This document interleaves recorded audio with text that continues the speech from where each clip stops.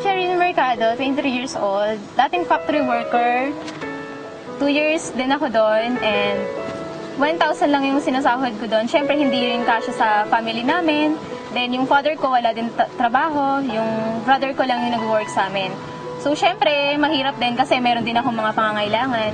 Nakita namin si V-Mobile sa Facebook. Tinag ni Sir Ramil sa friend ng boyfriend ko. Then, siya yung nakakita nun. Hindi ako business-minded. Ayoko rin nung nagsasalita sa mga tao. So, mahihain talaga ako. And, nung una, naisip ko na yung business na yon ng V-Mobile, hindi pa ako kasali, ginagamit ko na yung product natin. Nag-start ako, naglo-loading ako noon, so nag-enjoy ako sa paglo-load. Okay na sa akin yung may part-time na discount.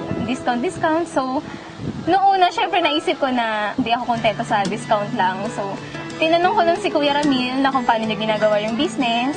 So, binigyan naman niya ako ng advice. Sinunod ko lang yung advice niya. Then, nag-start na ako. Talagang tinutukan ko na yung V-Mobile. So, first check ko sa V-Mobile, mga 10,000 din yon. So, first check ko pa lang yun. Ang dami ng pinaglaanan na yun. So, malaki talagang naitutulong sa akin ni V-Mobile. Sa family ko, sa sister ko, na nagpapaaral siya ng anak niya. Then, sa mga bills.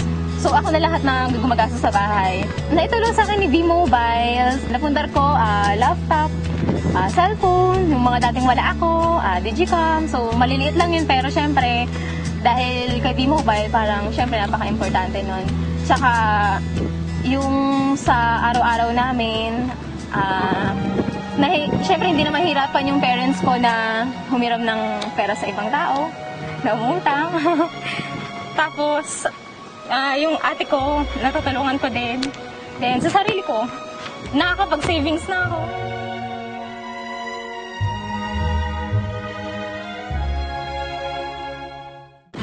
Ma-advise ko lang sa mga gustong sumali. Sumubok lang din kami.